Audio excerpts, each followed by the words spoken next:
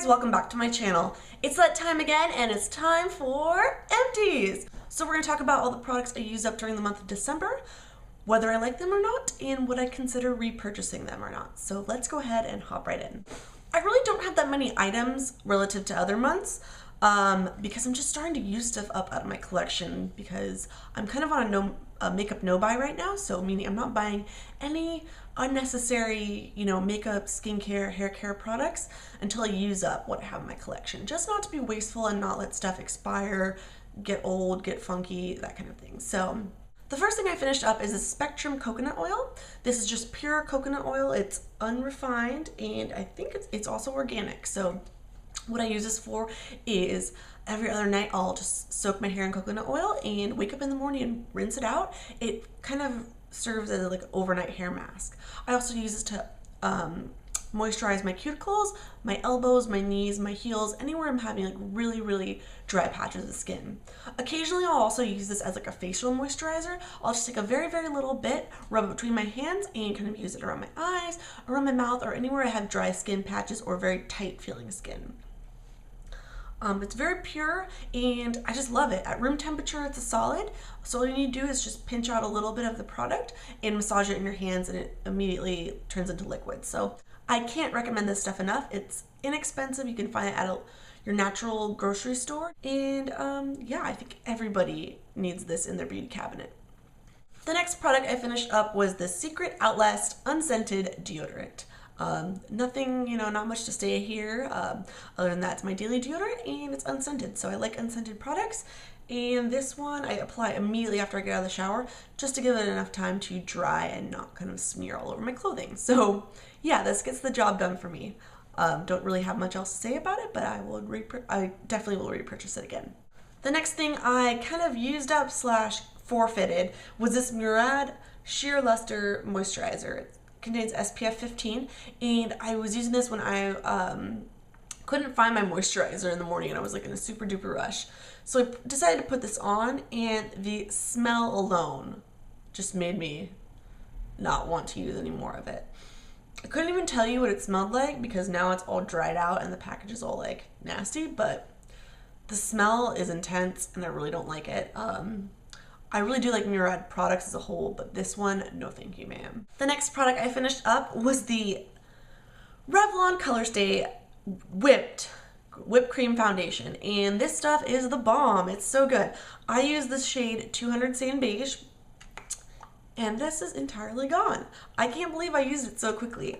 The whole reason I got this is because obviously on YouTube, everybody's raving about this. Everybody loves it, and I mean, for my oily to combination skin, this really did get the job done. It provided coverage that lasted all day. It didn't fade. It didn't wear off in patches over my skin. This really did, meet my needs for a long wearing daily foundation.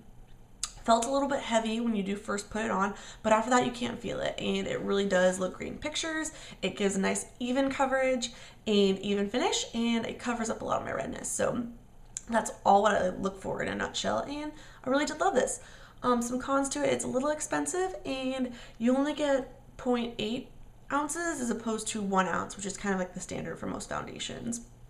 I know I'm on a makeup no buy, but I actually cracked and had to repurchase this already because my Dior Forever is my other daily foundation, and that stuff's super expensive. So I thought that if I bought a refill of this, it would be okay. So that kind of, made me kind of break my makeup no buy, but honestly, I need it. It's like an everyday essential for me, so I had to break the rules a little bit. So yes, I would recommend this, and especially if you have combination oily skin. The next product I finished up was a Burt's Bees, just regular traditional lip balm. I just kind of scraped out the inside till I could get no more, and I love this. I've loved Burt's Bees for, I don't know, the greater part of my life. Probably the last 15 years I've been a loyal Burt's Bees user.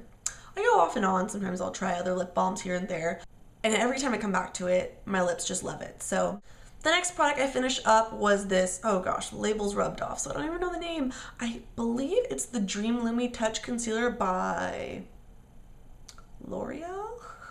If you know, please leave a comment below and let me know. This is the click top like brush tip pen for concealing and brightening your under eye. The shade I have here is Ivory. This was all right. I really did like it for under eyes, but at first this really stinged, and like the scent of it like burned my eyes, like even just putting it down below. But I quickly got accustomed to that, so it wasn't so bad over time. But this worked well. I would consider getting this again, but trying the brightening shade. I think that's the one with a pink kind of undertone to it, which I think will work great at kind of correcting my dark circles that I have under my eyes. So yes, I'll repurchase this, but probably in the bright shade. The next product I finished up has been a longtime favorite of mine. It's NYX's Concealer in a Jar. My shade I had was Beige, and I really did love this stuff. You can't really see any of it left over now, but I think I used this in one of my last Getting Ready With Me videos, and my favorites, I believe. But I really like this because this concealer had a yellow undertone. So I have fair skin, but I have like really bad redness. So my cheeks, on my nose, kind of just everywhere. So I really like a concealer that has kind of that yellow tinge to it to kind of counteract the redness that I have naturally on my face. This is really great. It's inexpensive, it's creamy, it's blendable. You can use it under your eye, you can use it on like blemishes and pimples and that kind of thing. And it's just very multi-purpose and very cheap and very great. So love NYX Cosmetics and the Concealer in a Jar. And yes, I would repurchase it. And the last item I have here is e.l.f.'s High Definition Powder. Now this is a silica powder that comes in this humongous like bulky container and comes with a little puff, and it's like a white HD powder that you can put over your foundation or your full face of makeup, and it kind of gives you a soft airbrush look. I did like this a lot, and at only like $3 or $6, I can't remember how much this was, it seemed like a really good value. Right now I've kind of moved back onto my Makeup Forever HD powder.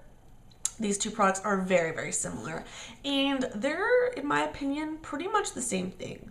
I gotta say that the Makeup Forever one works a little bit better, but bang for buck, absolutely you can't go wrong with this HD powder.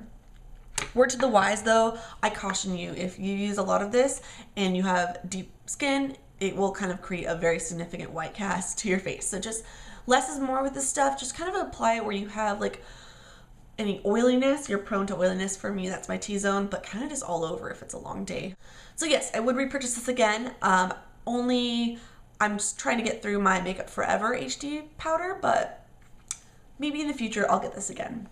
So that's about it, guys. Not a whole lot of products this time around, but I'm glad this video could at least be a little bit under 10 minutes. So I hope you enjoyed it. Thanks so much for watching, and I'll see you very soon with another video.